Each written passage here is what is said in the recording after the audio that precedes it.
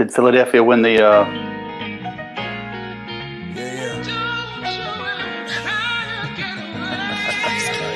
Yeah. Look, black and blue lines. Yeah. That's a new vibe. Black and blue lines. That's a new vibe. How do you really feel like when you see those top? Yeah. And what is up, everybody? What is going on? You thought I was frozen. I had you. You're like, what's wrong? But this is Black and Blue Lives, and I am Prince Blue, of course, and that's my man John Stepp. And what y'all just heard was the intro that I cut, video-wise, but the music came from a very, very talented. Tupac Shakur. No, it's a fellow brother in blue that I called in a favor, and I said, I know who that is. Don't say his name. I said, hey, bro, me and Step, we need an intro, and he said, say less, and he sent that over, and I want to thank him for that, man. That's awesome. It's also a longer cut to it, but you know they only allow 30-second cuts. But thank you to people that say police officers aren't talented, they aren't smart, they aren't bright, they aren't creative. Well, I just shoved all that out the window because that came from a fellow brother in blue. So thank you for that. Thank you for that intro. We got a theme song. We're becoming legit every single day, Step. I thought I was going to get to like do the chorus in the background or do a dance or something. No, did you? Not, no. Did you intentionally zoom in on my double chin? I felt like you were trying to. Yes. You're trying to emphasize. Yes. Yes. Okay. I have to keep you humble. that would do it. But thank you everybody for joining us. We have a great episode today. For those who don't know, who have lived under a rock, the Black and Blue Live show is we focus on policing, community, mental health. We focus on taking care of our own and making sure our own have an outlet to discuss things, to get open dialogue, and to get things going. And one of those things that came out recently was our former department recently, the first in the country, decided to hire Chick Fil-A to come in and teach officers their customer service protocols, their way, their mantra, their I guess their ethos of Chick-fil-A and how they handle things. And it stirred up a lot of emotion within police, and rightfully so. I can see it from both sides, but it's just another issue with police, and nothing is good enough. And we're going to talk about it, and we're going to say some things, newsflash, that's going to piss some people off on both sides, and that's okay, but that's what we're here for. And we just want to give our opinions and find out, how we can go moving forward. Step, what's your first thought of this Chick-fil-A survey and paying them $60K to come in and teach officers how to communicate with the community? I thought it was a joke at first. I'm like, you know, is this like a April Fool's joke or something? I love Chick-fil-A. It's probably one, if I have to do fast food, give me extra pickles on the crispy bun of the Chick-fil-A sandwich. So, but the fast food or the food industry doesn't transfer to police work, right? So I have a big issue with it. I think, we're professionals. we've been through extensive training. You know, what's the academy? 9 months or whatever. Then you do a 12-week PTO process where you're in the field. You know, so you're looking at 9 months to a year before an officer starts the academy to the time they're on their own. You learn how to talk to people, and some people will get please and thank you, and some won't. Right? So I'll tell people, I always start off by being nice, but once it's time to be nice, it's time to not be nice. And the problem is, Chick Fil-A didn't have a, you know, what are you gonna tell them? I'm sorry, Mr. You know, 6-piece McNuggets. What are you gonna do when somebody throws a Chick Fil-A sandwich back in your face and punches you in the groin? What are you gonna do? You know, so it doesn't translate to the police world, and it's an insult to police officers to be like, really? You know, are you going to cut it? I mean, we don't have any balls left as it is, or what are you doing to us? You know, and we've always been taught. It has always been the standard. We treat people with respect and dignity, and that's our standard, right? If we're unprofessional, if we do something we're not supposed to, we're held to that standard. I mean, I think if we're, I don't know, it pisses me off, right? So I mean, it's people trying to fucking kill us, right? So a lot of these police we're going to, I'm not going to, you know, I don't know how many times I've been written up for cursing at someone trying to kill me, legitly trying to reach for a gun and kill me, or ran my car, or I have had a high-speed pursuit with and got him at gunpoint, and I get ridden up. Not, hey, good job finding the bad guys. It's like your high-speed pursuit. You found the robbery suspects, and you jump out, and your car bumps into them, and you get ridden up. So they always focus on the bad, never the good. They never put it in perspective, and it's shit. They do it for perception to make themselves look good. In their mind, there's a quote from Teddy Roosevelt, and I don't know what it was.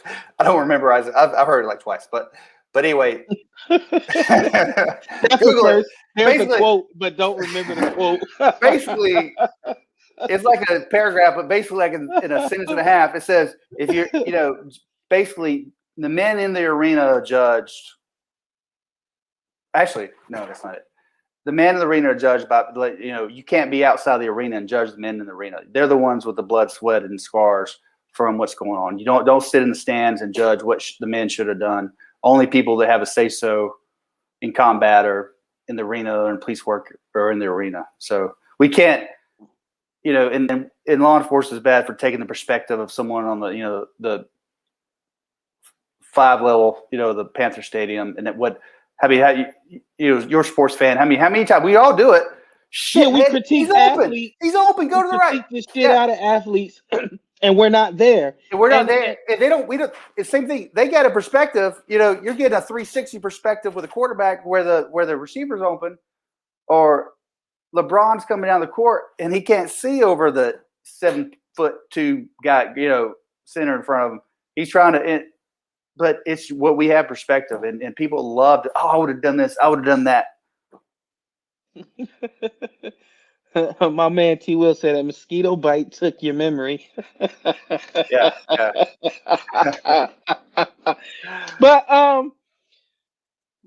But this is my thing. Excuse me, everybody. I've been a little bit under the weather, so I'm going to be muting a lot when I got a cough or whatever. But put your mask on. Yeah, my mask up in my own house.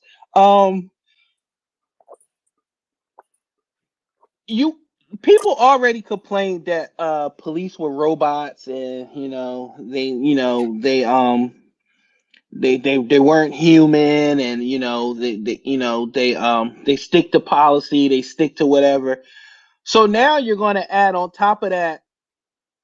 I'm just trying to draw the comparison between a murderer, rapist, robber, sexual predator to somebody ordering a chicken sandwich with pickles. Like you just can't. The atmosphere is so much different. The stakes are so much lower in a Chick Fil-A than it would be in a crime-ridden neighborhood. And the customers are different. And the customers are very different. If you want to call the people that police deal with out here customers, Well, then shit, you might as well start yelping police then. Like every officer should have a Yelp, and they be like, "Hey, I dealt with Officer Blue, 5-star, done this, done that, blah blah blah blah blah." But the thing is, this whole perception thing is going to get officers killed. You got officers out there pussyfooting around with people that want to literally kill them, or know that their dicks are cut off. And for women, not their dicks, but whatever. Whatever you are, you whatever. But when when you're approaching somebody that doesn't give a damn about you or anybody else, what the hell is the ethos of Chick Fil-A going to really do for you?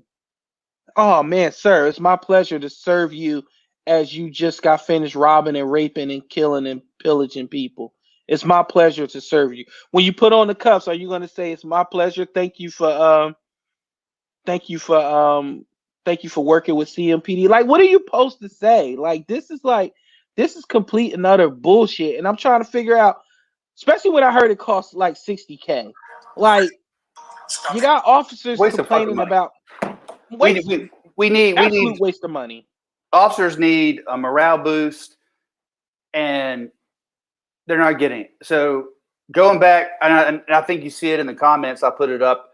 So FOP sent out an email earlier today, and they kind of touched. They hadn't released the whole survey yet, but they did an independent survey from what CMPD did. And I don't know if CMPD will release their results or if they will. But it said 80%. I'm sorry. Majority of the people that responded to the FOP survey were patrol officers, which, patrol would be FMT, patrol level people in the districts. So they have they're the most hardworking people in the department, right? So not to take away the credit from the detectives, but the backbone of the department is and always will be patrol and street level units, right? So it said 86% of the people surveyed said that department regulations, decisions, policies, punishments, etc., had the biggest impact on morale. No fucking shit. People don't realize that. I think we do, but most people don't realize, like we've said 100 times, you think it'd be reversed. 86% would be, I'm worried about getting killed. I'm worried about perception from the community. 86% said their main stress comes from within the department, right? The decisions they make, the punishing, when they punish, if it's just, we get it, but it's stupid shit when everyone on the board says no, the officer's good, and the major overrules everybody because it doesn't know what the fuck he's talking about. And don't get me started on a couple of names because I'll throw them out there. So the biggest impact on morale, 62.8% of responders believe the community supports us. So that's about average. So, and that may be the average of the community that supports too. So depends where you work. That goes a lot. People who work Metro probably aren't going to feel like the community supports them as much as someone who worked South Park or South of it, right? So 90.5% of people who responded feel that there is not an open line of communication. And they ask, well, hey, what can the department do to increase morale? I don't know of anything they've done since the new administration has taken over. But the majority have said external vest, no shit. We've been pushing that for years. Load-bearing vest and fairness support were the singular items that would most improve morale. And look after your fucking people, CMPD. My 21 years of wearing 35 fucking. Do you know how much better I'd probably feel and money I could save on the chiropractor if I had a load vest or suspenders or something? It pisses me off that they're more worried about a 5% of the population who think it looks militant or militaristic than taking care of their fucking officers. I told a fucking captain who I actually liked, but that was on some boards with me. I said, "Do you want to increase morale? Tattoos? Allow tattoos, as long as they're not offensive or vulgar or some. Allow tattoos, allow facial hair, clean cut, right? We can't have, blues beard going on coming up here, but something like when I have Whoa, hey, listen. when I have like 3 weeks worth of growth or something, but clean cut. So tattoos, beards, and vest, load bearing vest or suspenders. Let it happen. Those are the. Do you agree? I mean, those are three things right away the department could do to increase morale. Listen, right now you can. I mean, there's no way to go but up when it comes to It's the increasing bottom. morale. Yeah. I mean, because it's at the bottom. And What? I'll ask Officer Liddy, what has the department done for you for morale? They can't tell you. they can't tell you. And no, it's not that. And people got this weird impression that, I mean, hey, you're making money. I mean, what are you unhappy about? Listen, this isn't, with all due respect to people that work at Burger King and McDonald's and any other job you can think of, this is literally a job where mentally you have to make sure that you're on point. There can be no screw ups when you're a police officer. We've seen that. We've seen it. We've seen what happens when officers are mentally unprepared to be out in the field. You get shootings, you get bad practice, bad protocol, bad apply protocol. You get all these things. So if anybody you're going to make happy and make sure that they're in their right state of mind as they go out, it's police. So I don't get the whole you're getting paid, just go out there and do your job. This isn't Chick Fil-A. It's just not. No. And some of that stuff that they're trying to shove down officers' throats and try to look good to the public. I don't even think the public really. I think the public are like Chick Fil-A, really, like, huh? And The fuck is this? and morale shit. I don't care what the department says. I know hundreds of officers I talk to. There's everybody's trying to find another job. They're miserable. They're not being proactive. It affects the community because, like it says, 86% of the people say the internal factors. It's officers getting jammed up for doing their job. It's them being nitpicky. It's all the bullshit they have to put up with. And the department, you can't get off. They leave from the top without worrying about how the other 95% of the employees are going to react. You can't do that. You have to get the officers on board from the below, the patrol officers, the recruits, the detectives, the FMT, the SWAT, get everybody aboard up. If you alienate, which they've done, everybody below you, and all they care about is perception. Well, if we do this, this is going to look good. City council, they'll give us this money. This will look good. This will make me look good. And I could go apply for another job and be like, oh, well, when I was at this department, we got Chick Fil-A to come in. It's not practical. It doesn't have the support of the rank and file at all. I don't care what anybody said. No, it doesn't. It's a slap in the face. It cutting the balls off the police officers. Mayor Thornton, if you're a girl, whatever. It's just a saying. No offense, but it's every decision they make, they need to make sure the rank and file. If they don't get them on board, they're doing it and they're hurting morale. Do you see the screen right now? Do approve for Catholic. This is it. Is that real? Yes. Shut the fuck up. Approved. No. Yes. No. Listen. This is Black and Blue Lives. Listen. People send me. Listen. Step. For those, this was sent to us. This is what it says. CMPD New approved vocabulary. Suspects are now loyal customers. Arrests are now customer retention. Response to resistance is now suboptimal community engagement. Homicide victims are now former customers. Shut up, that's not real. That's fake. Okay.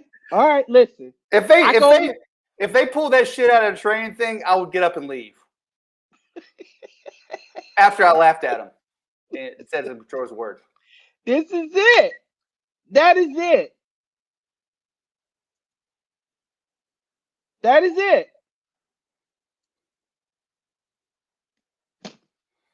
How does that make you feel? It pisses me off. So that reminds me.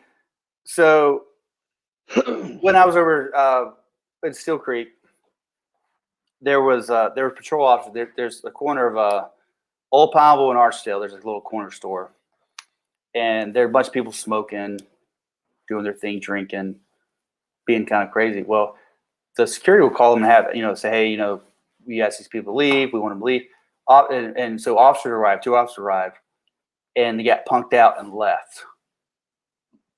And I about lost my fucking mind when I found out the officers got there to tell them to quit drinking or whatever, and they started yelling. Officers got there. Oh, it wasn't worth the use of force. It wasn't. I lost my shit. I drove up in there. That's my guys. I drove up in there in my unmarked Explorer, got out. Some dude was rolling a blunt, and didn't turn my body camera on because they wouldn't like what they were going to see. Told him to turn around, put his hands behind his back. He said, "Fuck you." I wrapped him up like a pretzel, put him on the fucking thing, and his buddy came up, pushed him back, threw him to the ground. And I probably could have got beaten up, but I didn't because I was so fucking pissed off. And controlled the scene. My guys came, we controlled it and ended up. But then the next day we got out, no one said shit to us. We took it over. We had to be a little aggressive. If we got out, I'm like, not worth the use of force. These motherfuckers are calling us and needing our help, and they're smoking blunts and drinking and doing all this shit they're not supposed to do, and the security wants to leave, and you're going to, since they're being aggressive, you're going to get in your car and leave? Oh, my God. But now let's say those are one of those things to where you say it's not worth it. You leave. We've been there, Jay. You leave, and then a worse crime occurs. It all happens. that could have been avoided. It happens. If you would have did your job the first fucking time. Do your job. Long as we're within policy, which I tell people, policy allows us to do this much. State laws allows us to do a lot more than policy even allows us to do. So a lot of times you can violate policy and not violate the law, right? So know the policy, know the law, and stay within that realm, and do your freaking job, man. Sometimes you might have to punch somebody in the face. You might have to shoot somebody like we had to. You might have to, do something. But if you get out of there and they start yelling at you and you turn around and leave, you never have respect in that community again. Anytime they see you, they know they could punk your ass and you're a pussy, and they're going to try. They're not going to listen to you. They're not doing anything you say. And you have no credibility. And I don't care how many times you say please and thank you, it's not going to work. Do you ask? Now we're gonna have to ask people what kind of sauce. What kind of sauce?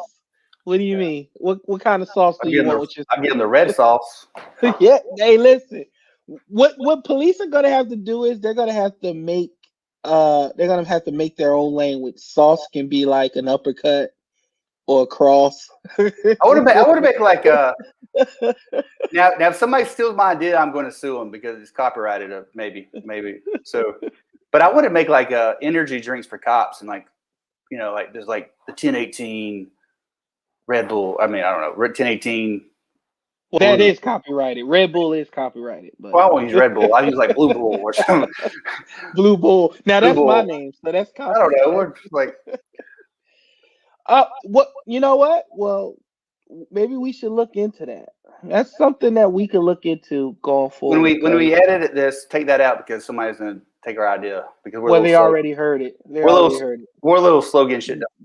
Never announce. Never let them know the moves you're gonna make. Damn it, man. So, but you'll be okay. Don't worry about it. We'll get it done. But this survey is really a microcosm of the issues that's going on across all police departments, and that is perception is ruling good police work. Again, we all know police fuck up. And boy, do they fuck up big time. Yep. But you still have to go out here and you have to do your job. And you can't clutter an officer's mind up with, will I get written up?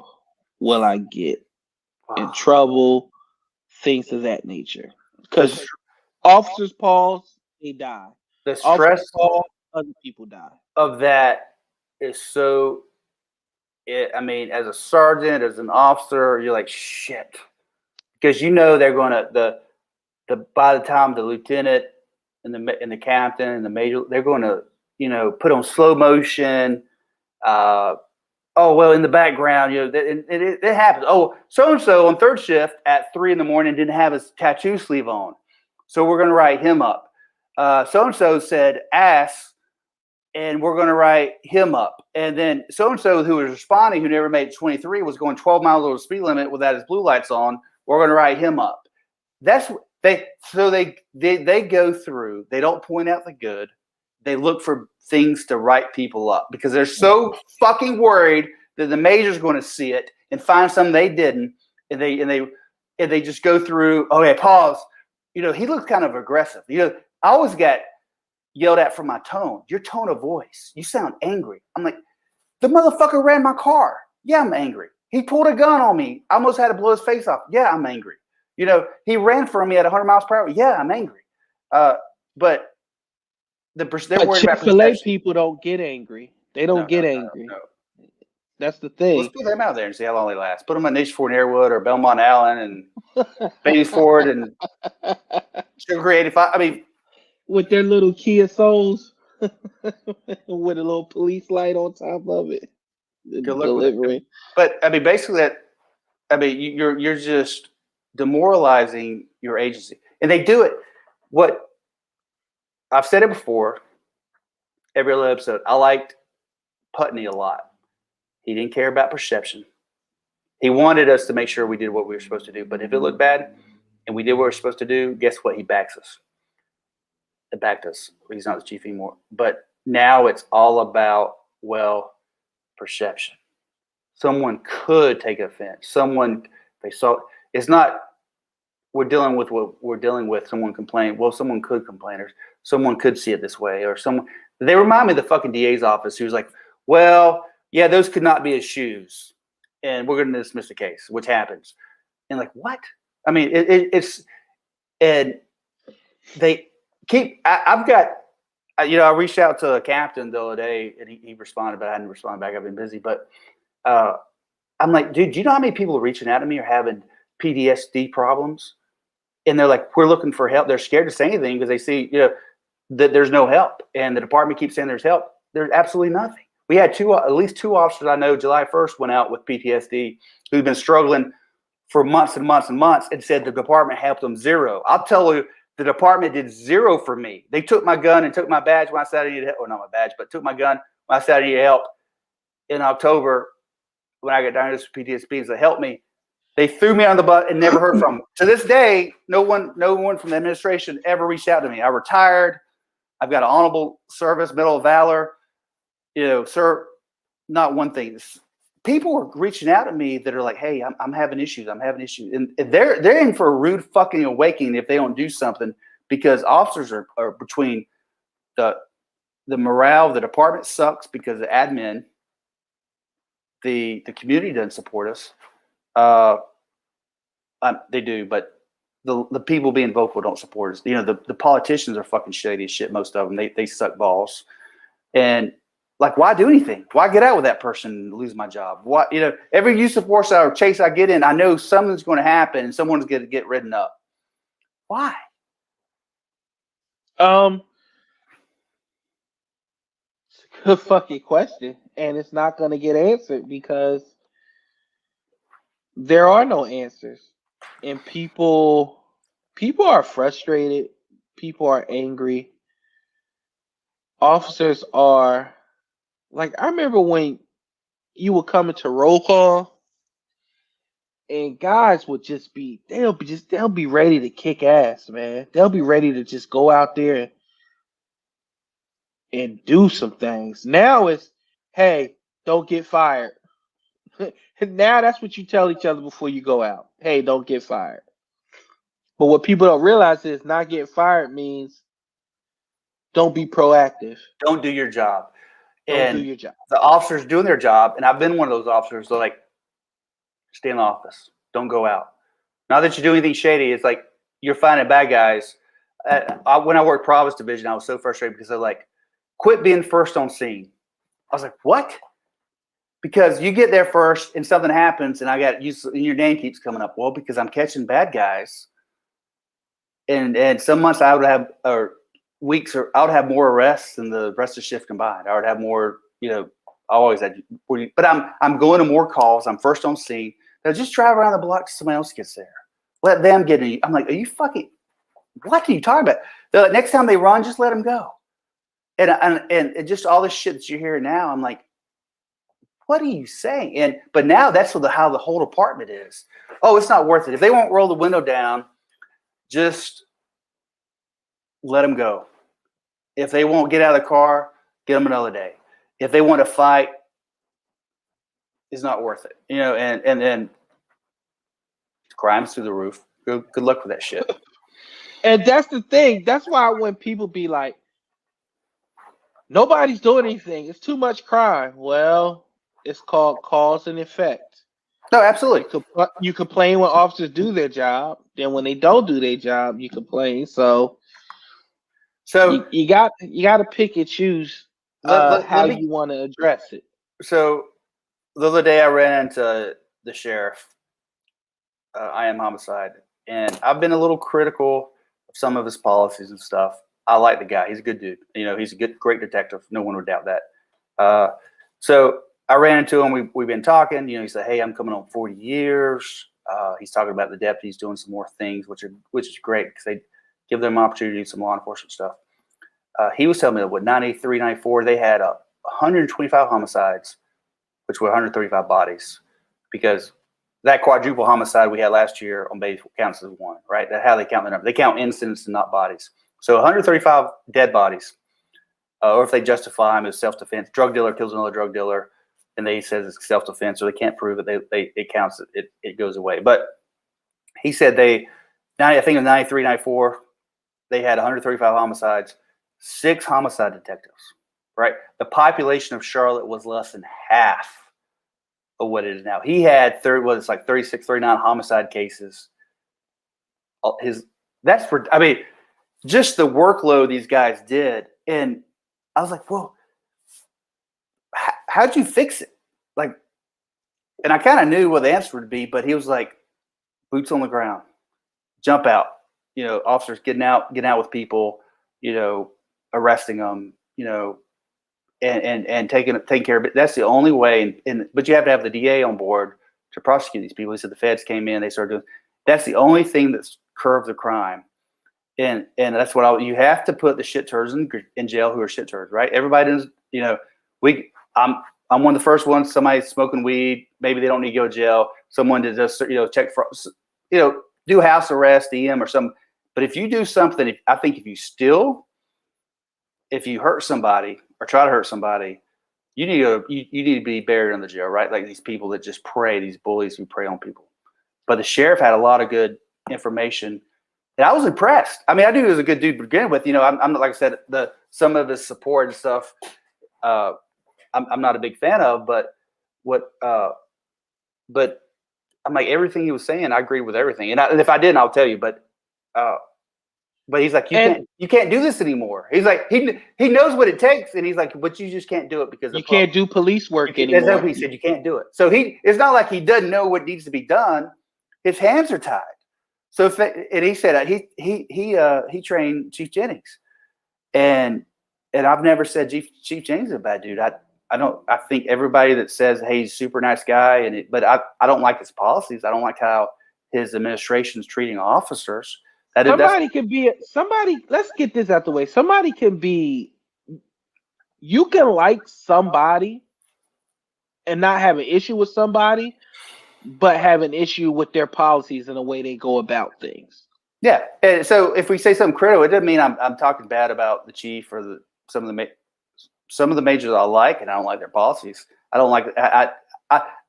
I seem, that I've always had issues with people who don't do the right thing and try to please the people above them instead of doing the right thing. But and I understand that each level you go up. I was just a sergeant. Each level you go up, if you're in the military or any police department in the United States, you have a different perspective, and I try to put myself in that perspective. And I know that the chief of police is a very political position, even though it's not an elected official in North Carolina. They're appointed, and he has a certain things he has to do. But so there's a lot of that involved. So Chief Jennings, if you're listening, I'm sure you're not, but I don't think you're a bad guy. Hopefully you're not, but I've got a problem with a lot of the things that you're not doing for the officers that are out here risking life on a daily basis and getting shit on, and they feel like there's no support. And every time you're like, shit, it can't get any worse. They're not approving this, and they're not doing this. Hold and my beer. Do something to take care of your fucking officers. So how about I say, hey, if officers in a high stress situation and someone's trying to kill them and they have to use, get on the fucking ground, get too fucking bad. It's not like we're stopping somebody, nanny who going 12 miles over the speed limit and we're cursing her out. That's a little different, right? It's high stress. You sometimes, like we said, I could have shot a lot. I could have probably shot one person a week and been justified. And like Chief Buddy was like, we're not trying to just be justified.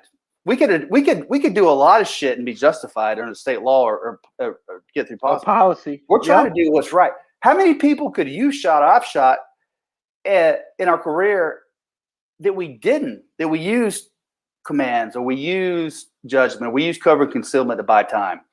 Or we just got physical. Yeah, sometimes you get. We've all been there. I can't tell you how many times I've gotten physical with somebody that's had a knife or whatever the case may be, and I get back to the office and I have the older guys like, Blue, I love you, but don't ever do that shit again. Like, he had this, he had that. You were justified. You could have did this. You could, like, they be legit mad at me because I could have, went lethal or went deadly, but I didn't. People don't understand, man, like how much it takes and how much mentally and physically it takes to be a police officer and to address a high stressful situation. They don't understand. And I wish that these departments would release these videos, where they have the media come in and do taser training and stuff like that and show how these people fuck up every single time. Show that. Show hey, it's not easy. It's not as easy as you want to write about a Monday morning quarterback, is it? Okay then. People don't understand how much it takes. I can't tell you how many times I've been to the ER, major crash, you've been shot at, just the shit you give up for this job. Mm-hmm. And then for people to still think that they can do it better than you or they got a better plan than you is beyond baffling. I've got over 1,500,000 followers on TikTok. Okay. You're supposed to call. What? That's not true. But well, first of all, because I only have 50 something. 105,000. But I was rounding TikTok up. is the hardest place to get followers, yo. Well, everybody needs to get over themselves. Yeah, just follow. Stop it. I was rounding up. I took a comment, but you definitely added a zero. So if we round up 1,500,000 followers, but you'd be surprised the fucking messages these people and these anti-police people. How come they all look alike? They have different color hair. They live in the basement of their parents' house. Get a real job. Get a real job. I'm like, really? They're gamers. And shit and they're like, you signed up for this. You signed up to sacrifice. This one guy today I was reading it, and I wanted to respond, but I didn't. I was restrained. But he's like, you signed up to sacrifice your life for others, not your brothers in blue. I was like, well, one, thinking nowhere in my job description says that you're to sacrifice your life for anyone. Yeah, I'm like, not Jesus shut the Christ. fuck up. I'm not Yeah. dying for anyone except for my close family. Third cousins. I don't know who you are. Good luck for you. Good, but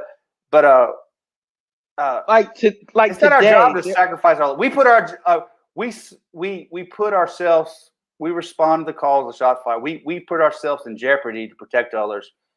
But it's not our job to die for people. They're like that. It's not like as anymore as for the military just to die for. Just it's your job to die for people. Go to hit the beaches of Normandy and just die. That was your job. They don't look at it that way. Why do they look at us that way? Like, and you're right. I love those comments. Like one guy, he was doing a TikTok about how people say they don't need to do cardio because they go like in the sauna and stuff like that. And he was like, people that do stuff like that, I want to slap you because you're he says the R word, and with the R word I mean he says you're retarded. And I was like, dude, your message was great. I could have did without the R word though. Yeah. And of course, here you go, keyboard warriors. Jesus Christ, you're so soft. And then I was like, dude, do you know my bio? Soft is the last thing you can say to me. And then I let it be known. I said I have an autistic son. That's why I could do without the R word. And then thank God for humanity. People underneath there was like, yeah, he actually has a point. And if you get sometimes I forget that there are people out there that if you give them the opportunity, they will rise to the occasion and do the right thing and say the right thing.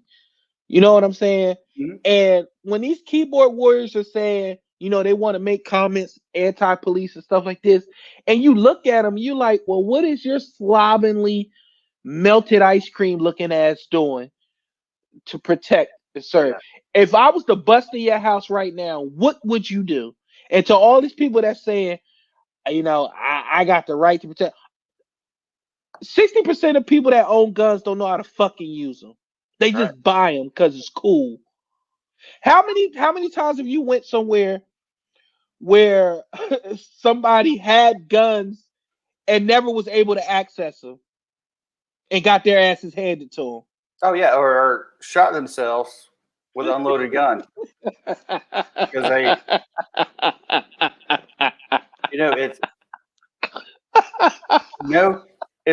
don't get behind the wheel of a vehicle without knowing how to drive. So these people, it's okay if you have a gun, you know how to use it, but don't think you know how to use it if you don't. You see people shooting a gun and it falling out of their hands, or it's a serious piece of equipment that could kill somebody. You have to know how to use it. Train, right?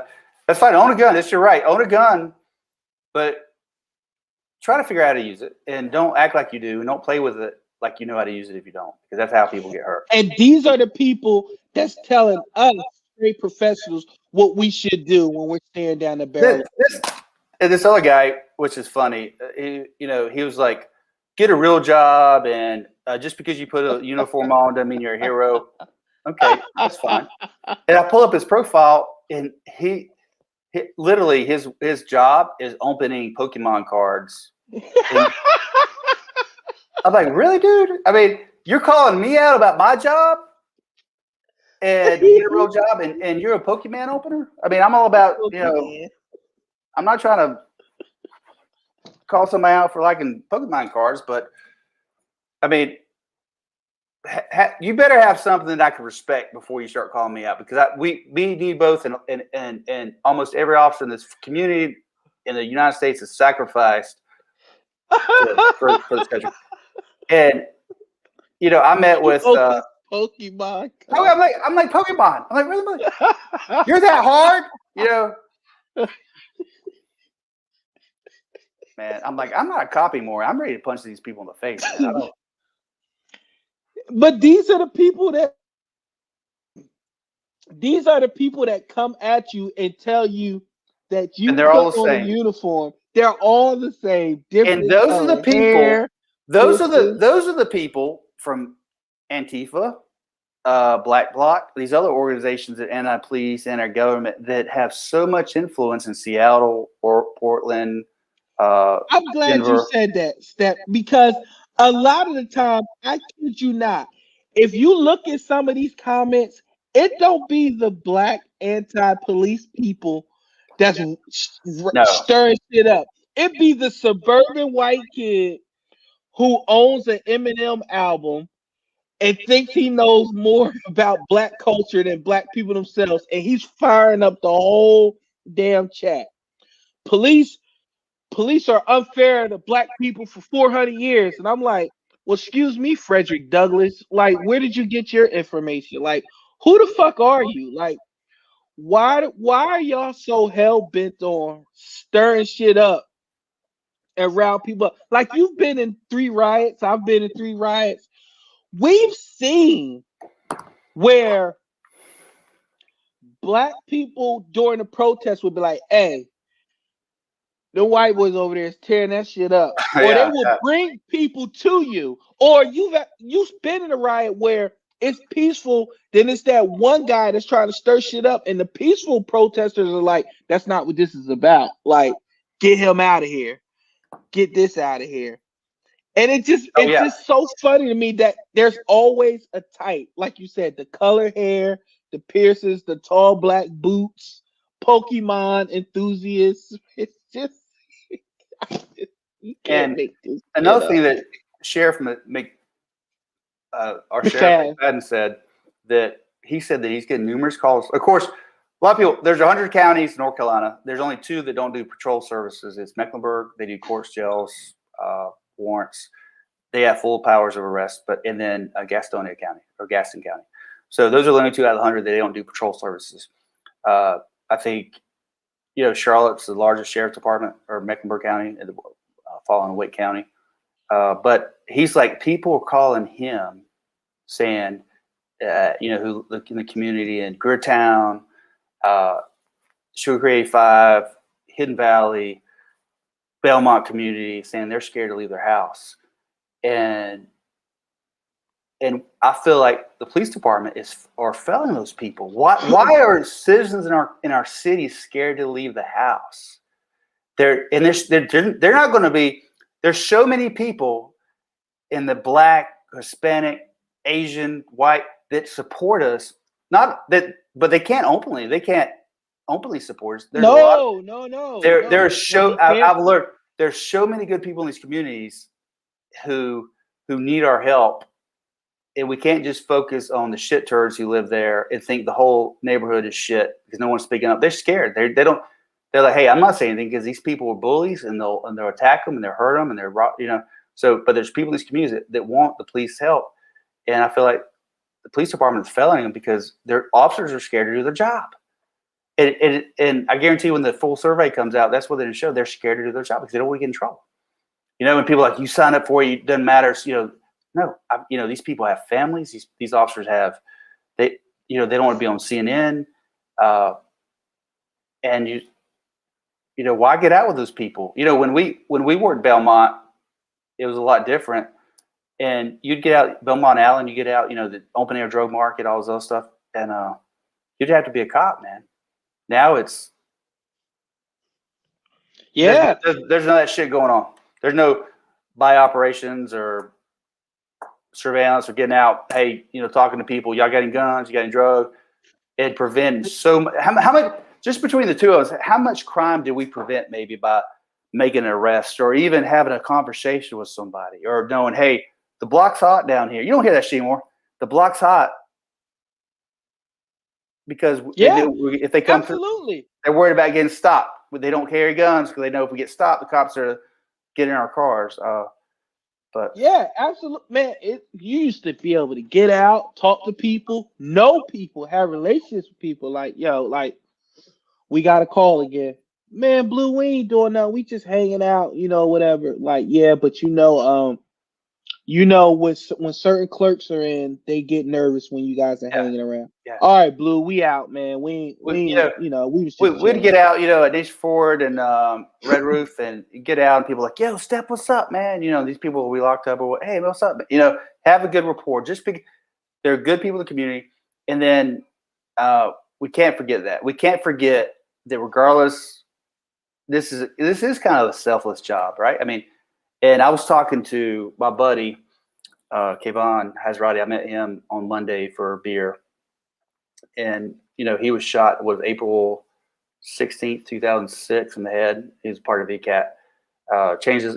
I knew him before that. He's been to my house. We used to, I worked out at the same gym as him.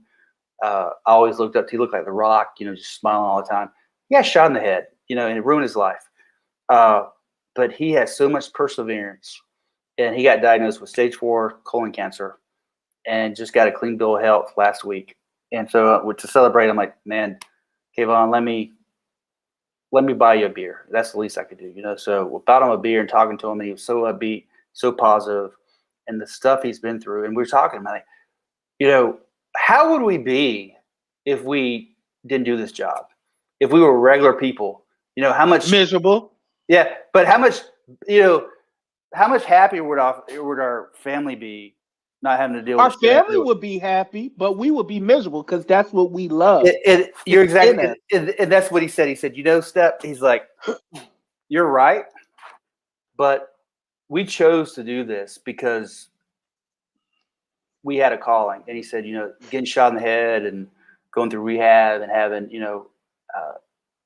divorces based on for his police service, he would do it all over again to serve the people that we did and save and that's powerful shit.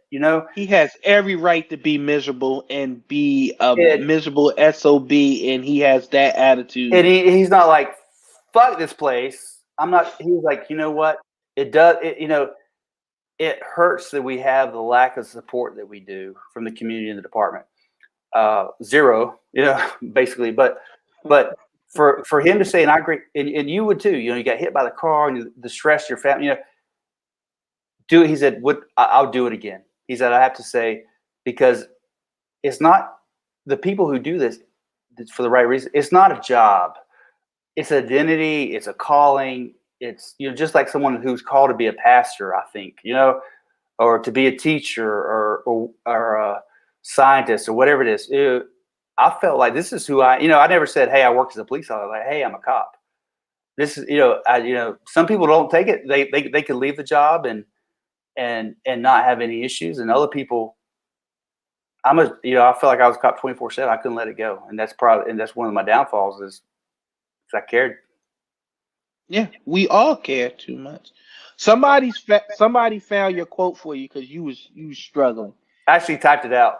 That's my It is alias. not the critic who counts, not the man who points out how the strong man stumbles or where the doer of deeds could have done them better. The credit belongs to the man who is actually in the arena, whose face is marred by dust, sweat, and blood, who strives valiantly, who errs, who comes short again and again, because there's no effort without error and shortcoming. But who does actually strive to do the deeds? Who knows great enthusiasms, the great devotion, who spends himself. The man in the arena. That's That's basically quote. that's basically what I said. Right?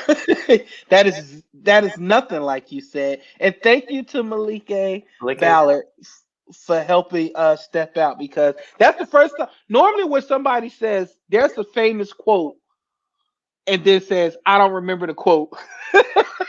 There's a famous quote. I don't remember the quote, but it's a famous quote. because that's how I am. People, I'm like scatterbrained. So I was all excited about the quote. I was like, shit, I forgot what it said. Thanks for Oh my God. Thanks for Malachi. Malachi, thank you for your Malachi. Thanks for your input. So, with that said, I guess we can sum up this episode in you gotta let police, as much as this sounds controversial,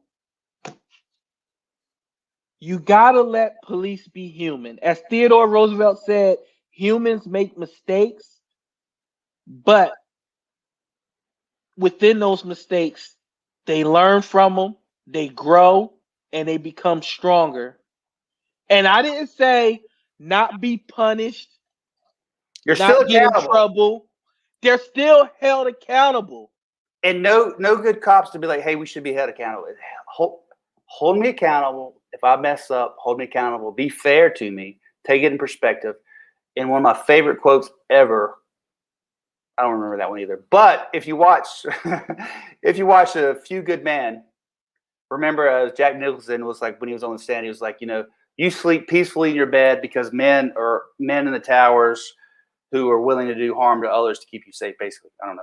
That's not verbatim, but that's a true one of my most favorite statements, and that's all I remember of it. So I can't watch the movie and then. You're not the quote guy. You're clearly not the quote guy.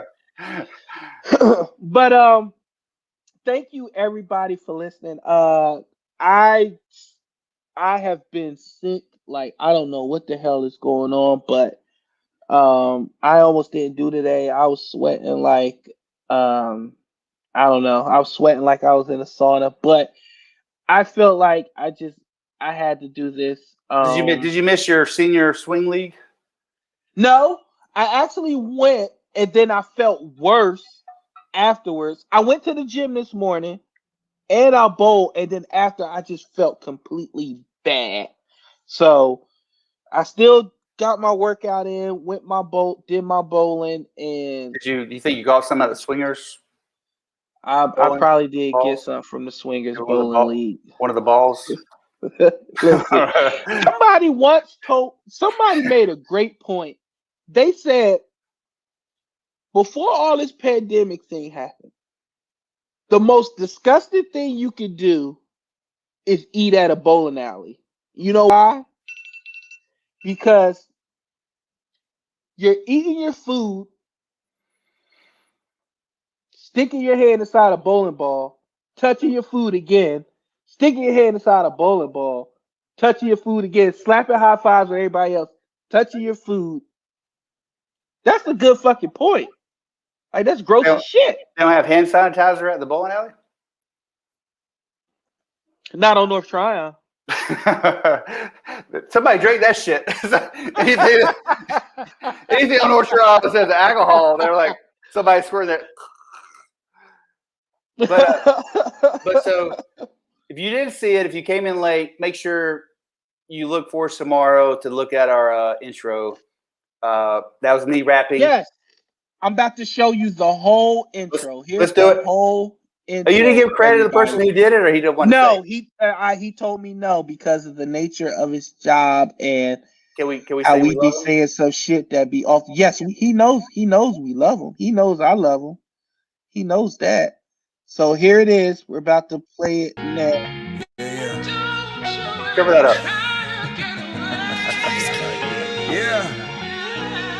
Look, black and blue lines. Yeah. That's a new vibe. Yeah. Black and blue lines. So awkward.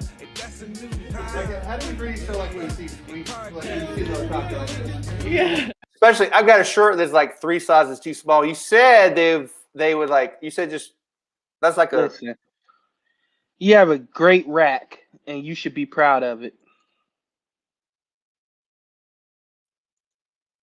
You have a great rack, and you should be proud of it. Don't ever let anybody tell you otherwise. All right.